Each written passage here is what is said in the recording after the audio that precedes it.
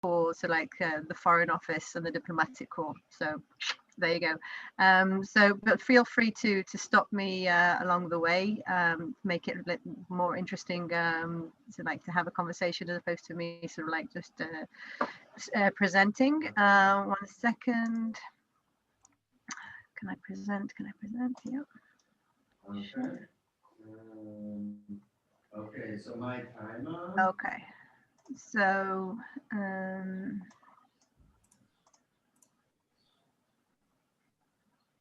everybody can see my screen? Yes.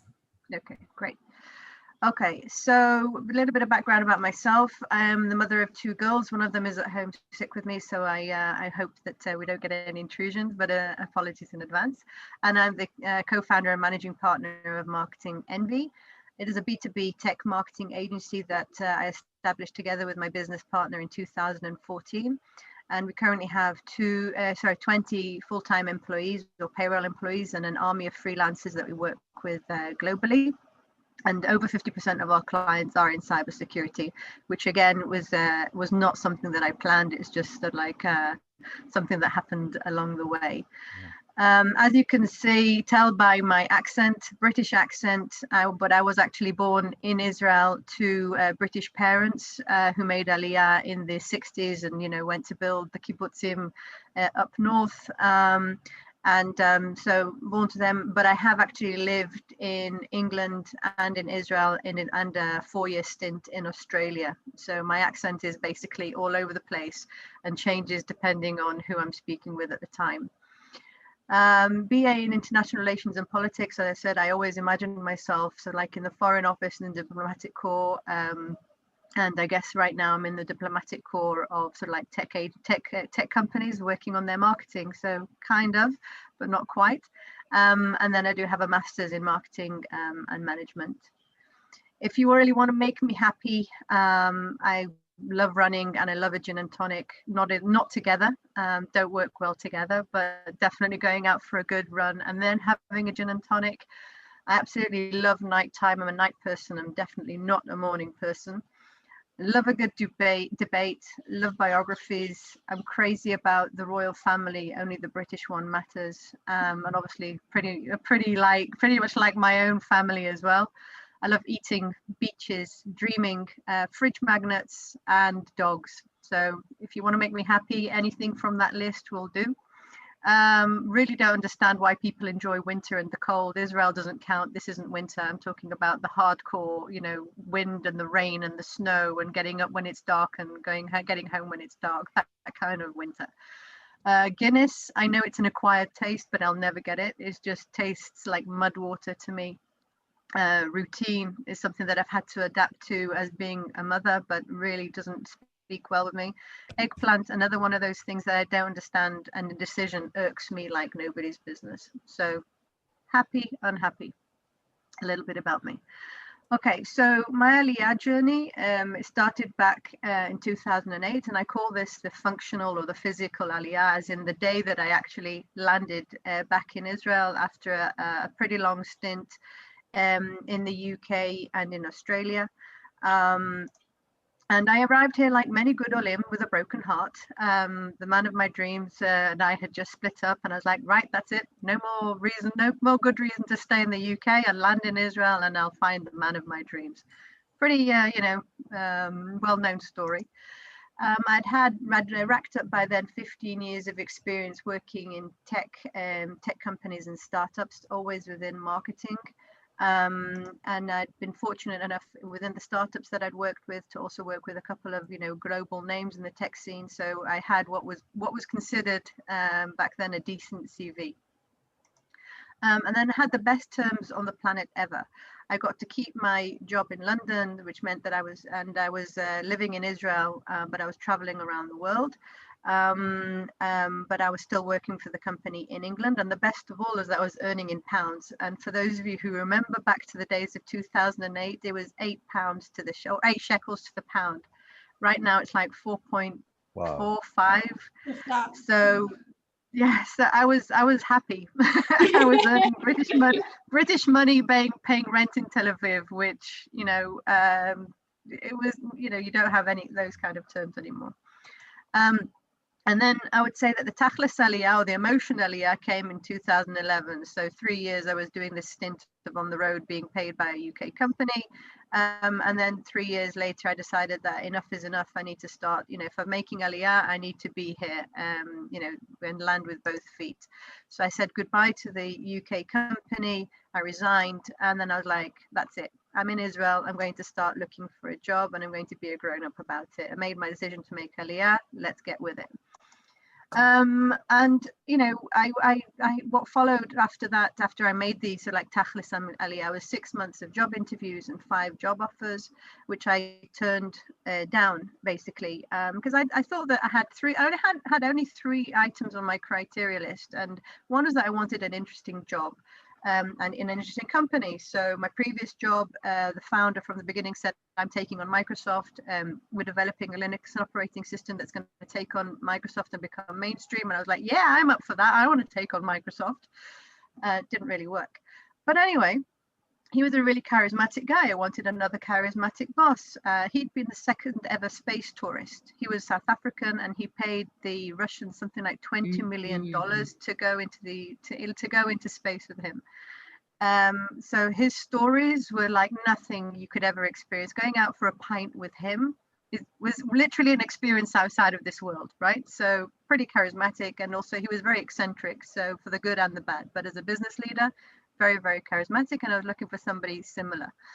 And then I was just horrified by the pay. I mean, seriously, I'd come from this UK salary. I knew I'd have to take a pay cut, but the pay in Israel, seriously, I mean, there was just no way that I could reduce myself to be earning something that I'd earned 10 years previously. It was just, we all know it pay in Israel, not that great. So I was really struggling at the end of the day to commit to a new job in Israel, and wasn't really happy about it. It was just like, what do I do next? And just as all hope was lost, I suddenly found the job that I was willing to compromise for. I'd found an interesting company, and they were going for another funding round, and then, all looked good.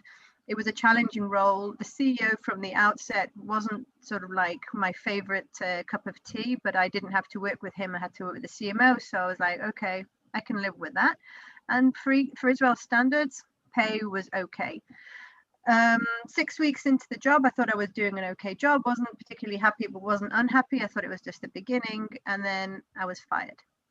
I was at the first time in my life at the age of 30 odd, I was like fired. Apparently their version of it is that they hired me without board approval, and then they had a board meeting that week, and the board said, no, the salary doesn't match the budget. We have there's another product manager that has a preferential, so you need to decide between Billy and this product manager, and the rest is history. So as you can tell, I hadn't even stopped really job hunting after the 6 months, and already 6 weeks into the job, I found myself jobless yet again. So it was really a time for me to regroup and think, what do I do? And obviously I had a gin and tonic, and I regrouped and kept calm. But that was really sort of like, I was so shocked. I was also insulted for the first time in my life ever to be sacked. Yeah, let's be honest about it. It was a huge sort of like, oh my God, how dare they sack me kind of thing. But it was really back to square one.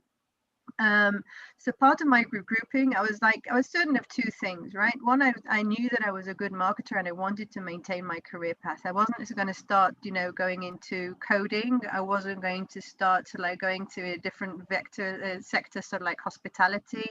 Or I knew that I was a good tech marketer, and I wanted to keep with that. So that was really important for me as a first ground rule. The second ground rule is that I knew I was broke and I needed an income, right? 6 months of not working. I spent a lot in that 6 months. It's amazing how much you can spend when you're not working. So I really knew that I needed to have a job that would fund my lifestyle. Any questions so far? No? I have a random one. Was the second person to be in space, the CEO, was his name Mark? Mark Shuttleworth, yeah. Yeah, so 18 years ago when I was like in junior school, he came to speak to our school about his story. Amazing. Where's that? Where was primary school? It was Tafelberg School, all the way back in Cape Town. And I distinctly remember when you said he was the second space tourist. Yeah. Yeah. Yeah. Very cool. So he was considered an absolute rock star. I mean, apparently when he'd be in South Africa, he'd be sort of like with bodyguards and, you know, security like nobody's business, because people just wanted to be in his presence the whole time. But he was a really good guy, and he's a philanthropist, and he gives a lot back to society, and very difficult to work with, by the way, but lovely, sort of like eccentric guy. But yeah, so it's him. Okay, so regrouping and buying me time. Basically, I decided that I was going to contact the companies that had offered me a job and that I didn't take the job for whatever reason. And I was going to offer them freelance services just in time, you know, to buy myself time and to earn some money. And 2 out of the 6 companies that I approached agreed to take me on for projects. So I was working on projects like new website design and build, cleaning up the CRMs. I was doing a new product launch, just doing their Marcom. I helped companies go to their first ever trade show and didn't know what to do. So I was running all of that for them. I did some company messaging, anything more or less that they needed on a project or retainer basis, I was doing.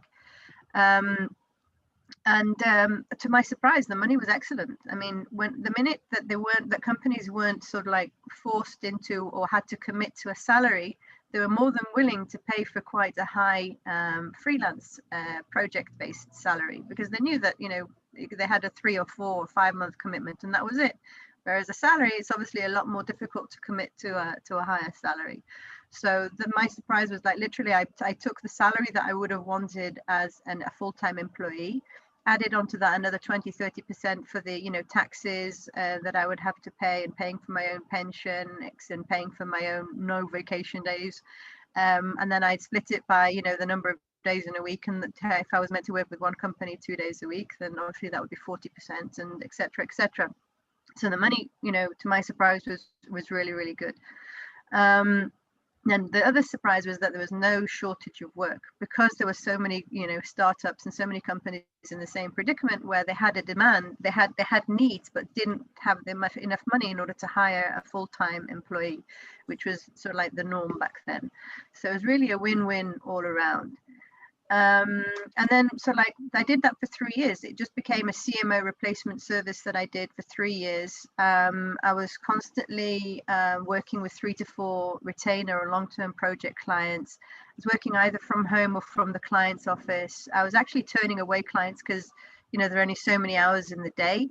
And the pay, seriously, for 3 years was really, really good. Again, there were some months when I'd be completely crazy hectic, and then there'd be a down month. But if you go on an average of a monthly salary throughout the year, then the pay on the average monthly salary was amazing. I was reaching new clients through word of mouth, networking events when we used to have them, the face-to-face ones.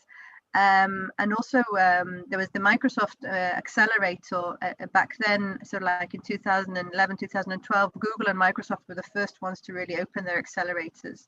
So to be a mentor there meant that A, you were constantly with startups, and B, you were constantly with other mentors and also VCs who just being in their presence and networking with them generated work for me as well. And the last thing that I did was I invested in a really cool website. Even though it was a one-pager, I spent a ridiculous amount of money because I knew that that was my only real business card and my only opportunity to make the first impression, sort of like last for people that didn't get to meet me initially. That was important. And I had 2 hard rules that I still stick to today as an agency. One is 0 pro bonos. Even if somebody would say to me, hey, can you review my website and tell me what I need to fix? Yes, I can do that, but pay me for it. It's something that takes, if you're going to do it properly, there's nothing that you can do properly that will only take you 15 minutes or 30 minutes in order to review. Because it's going to take you several hours of your time. Let them pay. There is literally no reason in order to do that for free. And then the second, and that still stands today, by the way, as an agency, we have a very, you know, for companies who want us to do an evaluation of them, then they pay us for that evaluation. There's nothing that we do for free. And then the second rule, which still stands, is no arsehole clients. If people are going to treat you badly or not going to treat you respectfully, on 100% of the basis, I'm not even talking about 99% of the time, then they don't they don't deserve for anybody to be working with them, and that's something that we really maintain as well. So in 2013, I mean, again, meeting my business partner, Amit Levy, he was a fellow mentor at Microsoft Accelerator. I needed help with one of my clients with their PPC, and he was recommended to me. And very quickly, from working together on that one client, we saw that there was a demand for services. If I was coming in from the strategy and the marketing communications and the messaging and the planning, and all that side of it, Amit was very strong on the online, and we saw that together there was a demand for, basically it was what we were providing was a full CMO replacement service, and we saw that there was a demand there. He was also very frustrated by having a 3 or 4 client limitation, so and that's how, so like there was a synergy there. So in 2014, after working together for about 6 months on one client, we'd established Marketing Envy as a B2B tech marketing agency. In 2020, mid-corona, we merged with another agency. So like we now have the 20 folks that are working with us in the army of freelancers. Actually, the story of the merger, we were about to sign the merger papers 2 days after Bibi announced that the country was going into lockdown. We were sitting in the office on Saturday night when Bibi announced that he's actually shutting down the country. We were supposed to sign the merger papers on that Monday. Wow. And we were like, we couldn't believe it. And we were like, okay, no merger is happening. We basically didn't know whether companies would survive. We didn't know what the impact would be. So we basically postponed the merger by 2 months. After the 2 months, we saw that A, we still had a pulse, and B, that tech companies still very much wanted or needed marketing more than ever, because the physical events had gone out of the window. And so we decided to go ahead with the merger. And so far, so good, as they say. If you are looking for jobs, marketing jobs, then this is just one position that we've got available. We've got entry level and more senior level positions that we're looking for in the company. Please do have a look at our website, and Inbal, our amazing HR manager, is your address. So my Aliyah takeaway, 2 more slides. I think that the first one for me is that recognizing that there is an Aliyah dream and an Aliyah reality. I think a lot of people land in Israel expecting sort of like the brass band to be waiting, their dream job to be sort of like waiting in their inbox when they land, and obviously the man or the woman of their dreams if they're coming in single. And that's the dream, and there is a very, very different reality. And I think that the quicker that you realize the reality, the easier it is to sort of like acclimatize, so to speak. And then, yes, what you thought that you'd be doing in Israel before you landed here is probably going to be different. So you need to really reposition yourself, and the quicker you reposition yourself, even if it's temporarily, the easier it's going to be for you. Sticking to that one ideal that you had in your mind when you were back home as to what you were going to be doing in Israel just causes more frustration, and I think keeps many people back. This is your time to try new things and take risks. You know, when you move in countries, it's like a clean slate. If you're not going to do it when you move in countries, then when really are you going to do it? It's really the perfect opportunity to do that. And then networking is more difficult now, but it literally is about networking as a demon, and all of you being here on ESN networking is just, it's so important. I hate networking. I must say that I'm not a fan of small talk. I'm not particularly good at it, and I feel that, but it's something that I know that I have to do for myself, for my career, for you know, the only upsides can come from networking, and even people who are not naturally good at it, such as myself, can only benefit from it, really. And it really is all about the people that you meet. And what I found is that the reason that I meet people, and I'm sure it's the same for other folks, the reason why you meet people is not the same as the consequence of meeting that person. So, for example, Rashi El Maliach doesn't even know the fact that she was the first freelancer that I met in Israel, and she interviewed me for a job, and she planted the seed in my mind that I would then have 6 months later to actually become a freelancer. Right? She was the first marketing freelancer that I'd met in Israel. I was like, whoa, cool. In England, they do this a lot, but I didn't know that there is freelancers in Israel. Likewise, a friend of a friend called Mara introduced me to my first freelance client, and she didn't know she was introducing me to my first freelance clients at the time. I didn't know that at the time. At the time, she was, getting me in for a job interview. So again, it's about the people that you meet. And nobody would have thought that when I met Amit Levi to help me out with one client, we'd then within a year be opening an agency together. So it really is about being open to the opportunities that come to you, and just being open-minded, more or less, regarding everybody that you meet and every interaction that you have, and not just to box them and categorize them as that, oh, he was just for a cup of coffee, that job didn't work out. It usually has a twist in the story to keep it interesting. I think the last one is something that took me a long time to come to terms with, about nationality allegiances. So when I lived in the UK, I was an Israeli living in the UK. Or when I lived in Australia, I was an Israeli living in Australia. When I came to Israel, I'm actually quite British and I'm living in Israel. And I felt that I constantly had to make an allegiance. Am I Israeli or am I British? Am I Australian? No. And I actually understand now that I'm actually a cocktail. I'm actually sort of like, I love certain elements of the UK. I love certain elements of being Israeli. And I don't actually have to decide who I am and where I am. It's okay for me to be a combination of two nationalities, and because that's what makes up my personality and who I am at the end of the day. And the minute I stopped having that almost schizophrenic argument with myself about, no, I'm Israeli, no, I'm British, no, I'm Israeli, no, I'm British, a lot of it calmed down a lot of things internally for me, and helped me just go out and try things differently. Last but not least, I think COVID has changed life for Olim, and I'm again speaking from a recruiter's perspective, but there are fewer opportunities to network face to face, which is in the past, like obviously the way to bring yourself forward. So virtual events and virtual groups such as this one are really, really important. And the more that you can attend meetups virtually online, they're nowhere near as fun as the face-to-face, but they're a necessary evil, and you have to do it. It's just something that you need to, in order to meet the right people. What we're seeing is that the demand for native English speakers is just skyrocketing in any tech company, startup or established. And again, I don't know about other sectors, but anybody who is a native English speaker and has got a brain in their head is going to be highly in demand right now. And the demand is thankfully driving salary surges. Not so great for the employers, but excellent for the candidates who can finally start earning decent wages, because there is a war on the employees basically, and there is a fight to get the right employees on board. And I'm also finding far more compassionate work environments.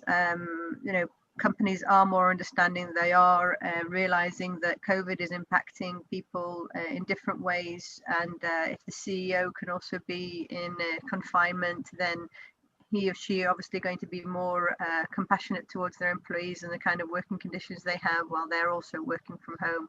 I can tell you that before COVID, as an agency, we were quite strict about everybody working from the office, arriving at the office by 9:30, making sure that nobody was working crazy overtime, but it was a solid 8 or 9 hour day. And now we're far more flexible, that people can more or less work from wherever, as long as the clients can access them and get in touch with them when they need to. And I don't mind where they work. If somebody needs to take time off during the day in order to deal with medical treatments, or just got out of bed and they're just not feeling it in the morning, then stay under the duvet and hopefully you'll feel it in the afternoon.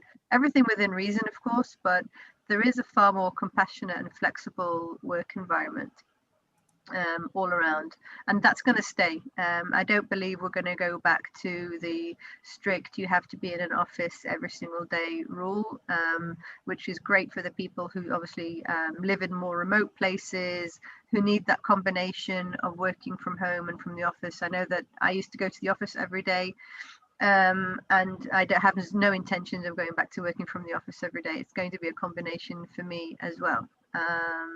And I'm going to give myself some slack as a mother who wants to spend time with her children, and also sort of like allow myself not to be running around like crazy on days when I need to do pickup, or I'm not going to feel, you know, really bad when my daughter every now and again interferes in a video conference. It's life, and that's not going to change.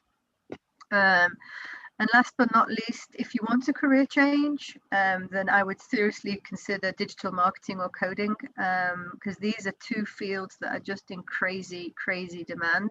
And if it's ever interested in you, or if you want to take some online courses to see whether it is you, I really recommend that you do that. There's no looking back, and this is going to be correct for years forward. I don't see a time when there's going to be such a surplus of digital marketers or programmers. For programmers, there've been a short supply of them for years. I mean, at least, I don't know, 15, 20 years, and it's not going to change. And digital marketing is extremely sought after, and there is a shortage there. So those would be my 2 points to consider. And that's it for me. Thank you so much. That was, Billy, could you stop? That was a very informative. Could you stop sharing the screen? Actually, I can do it. Busy, a huge round of applause to Billy. That was absolutely fantastic. Thank you so much. I actually definitely have a question, but before, does anyone have a question for Billy? Moshe? Yeah, I actually know some marketers. Actually, they're living here, but they were doing online marketing in England. I think he's still looking for a job. Are you guys looking? He's not a starting level, but are you? Yeah, we're looking at all levels, and definitely. So if you can point him the direction of the, and he's English, so you know. Added bonus. I mean, seriously. We are currently 50-50 between North Americans and Brits in the company. So I'd like to, you know, obviously raise the number of Brits that are in there. So. I have a question. Billy, are you okay if I send out your email address on the? Yeah. Okay. Yes. I'll do that. Yeah. I had a question just in terms of if somebody who wants to think about getting involved in digital marketing and look at it as a career, what would you suggest, you know, the first things to do in terms of to really get into it and to see if this is really something that you'd like to do? So I think depending on the age and how flexible they are, I think if you're young, then doing an internship with an agency or with a tech company is definitely one way forward. We have that, so like every year we have interns come to us for a 3 or 4 month stint. Some of them stick with marketing and some of them don't. So there are various organizations from overseas that bring over sort of like that bring in sort of like the interns, and then but they can also do it so like from Israel directly. We've paid in the past sort of like wages for interns to just sort of like they help us out for 3 or 4 months. They check it out whether it's suitable for them for 3 or 4 months, and then sort of like no hard feelings at the end of the period of time kind of thing.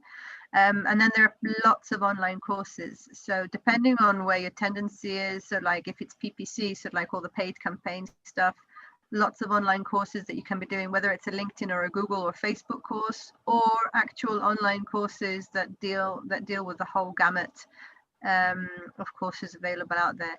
If it's inbound, again, I would really recommend anybody who's interested in inbound, so it's all the content, the SEO, the social media, to do the free online HubSpot courses. That they're very, very good. SEMrush, SEMrush as well, have very good free online courses. And that's just a taste of, okay, this is what you'd be doing on a day-to-day basis. So they're free. And then, yeah, that's just to take a taster of, to see whether you like it. Any more questions? Miriam, sorry, yes. Hi, Billy. So my question is, I'm a copywriter and I work predominantly with course creators and coaches and therapists, very much in that personal development world. And I kind of have this little itch to explore the world of tech, copywriting in a more. But my question is how do you see that transition from, for somebody with maybe a marketing head and copywriting fingers, how do you see that kind of transition into the more tech space? What are the prerequisites to somebody who can handle that? Because right now, to be honest, it's a bit Chinese for me. And I'm just wondering how smooth that transition is and what would you recommend somebody to do to get kind of my feet wet in it and do it in a successful, smooth way?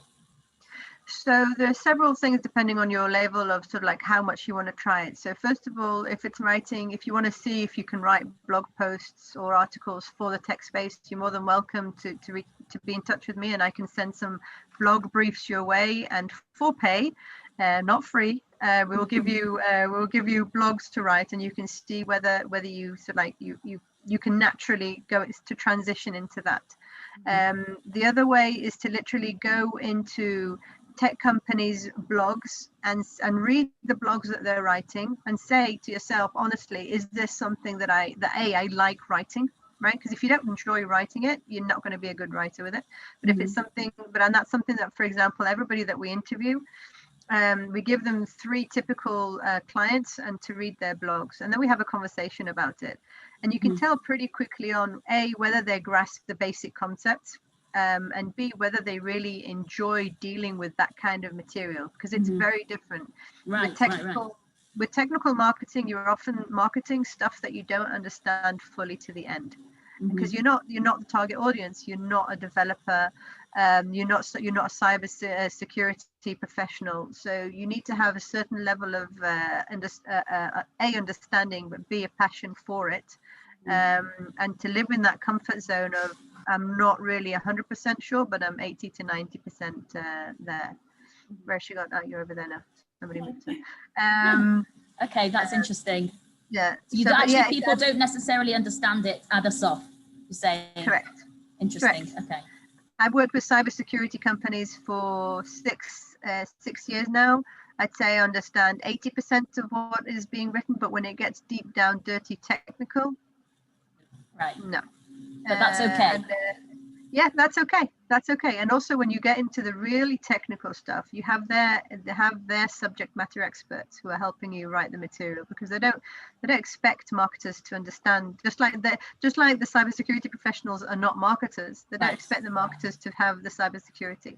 So it's more reading first of all, and really seeing, do you like the material? Right.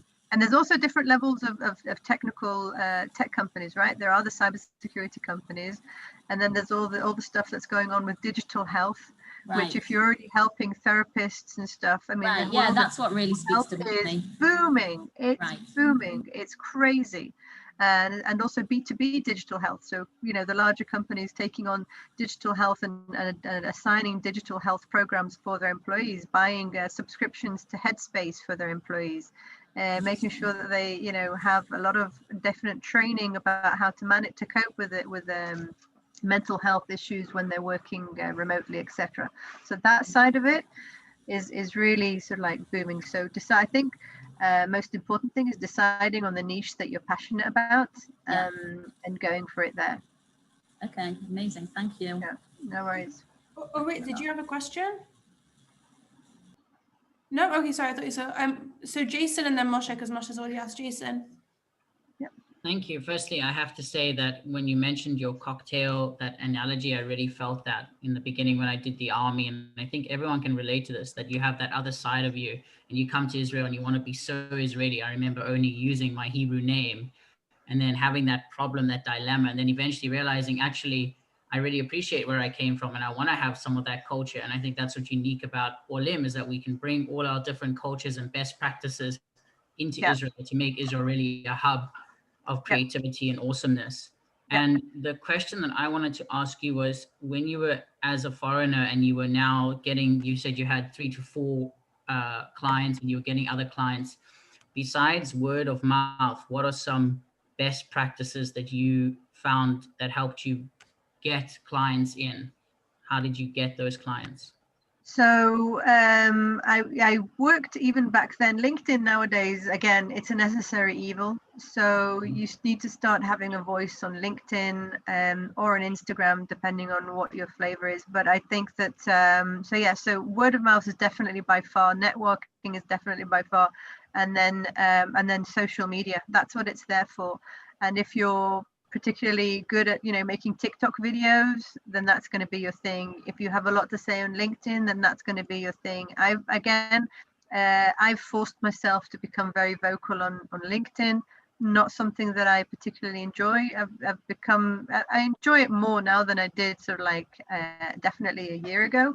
And a year ago, I started to create videos as well, which I can't even look back to the first 5 videos that I created. I was just like, it's so cringeworthy, I want to die. But it's everybody needs to find their own niche, and it's just by trying and go attend as many things that you're invited to as possible. I mean, seriously, just try them all.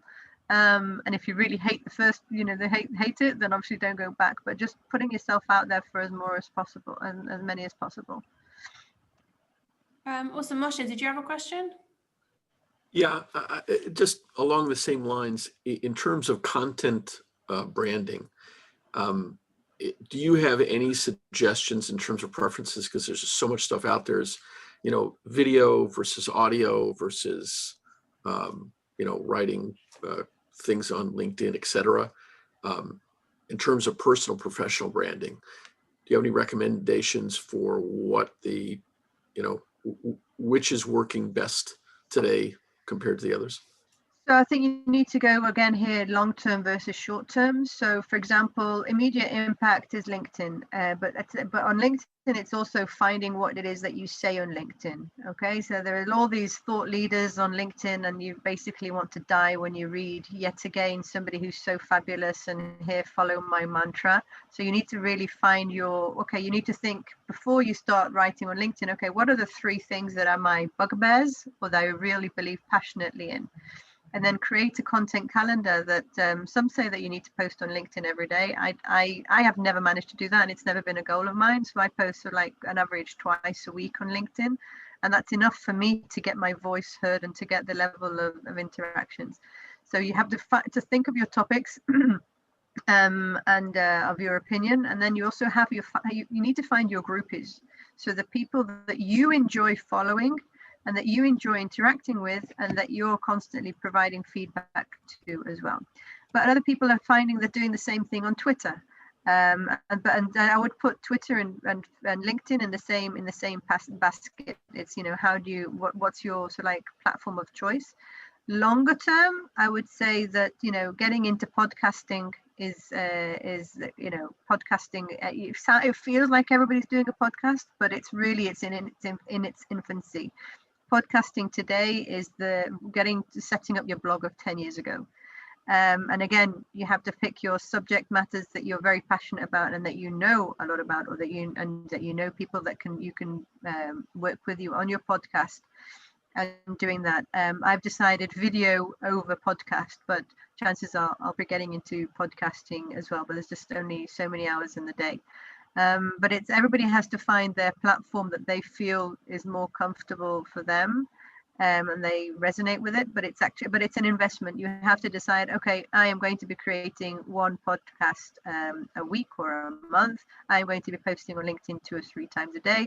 I'm going to be replying to comments on LinkedIn every single day for at least three folks a day. It's so that's the only way.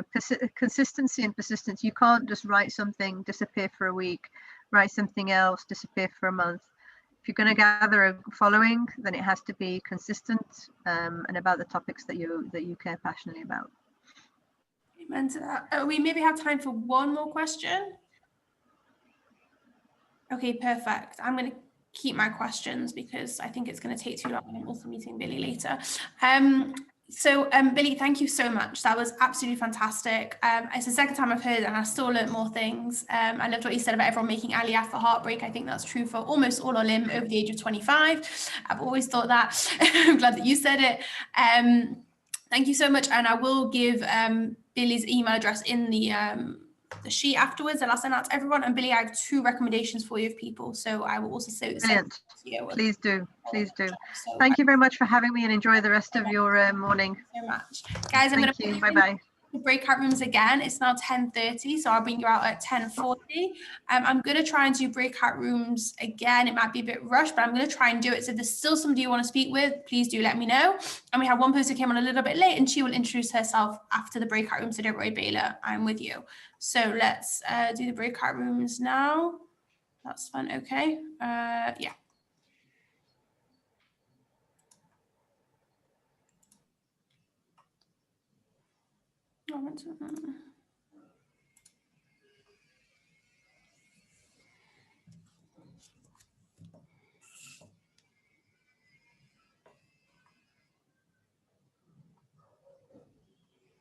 Emmanuel, are you good to go to your breakout room?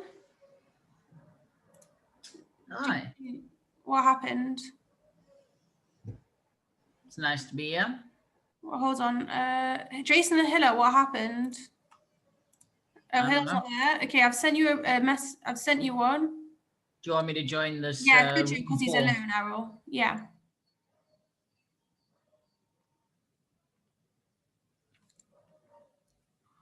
Yeah, okay.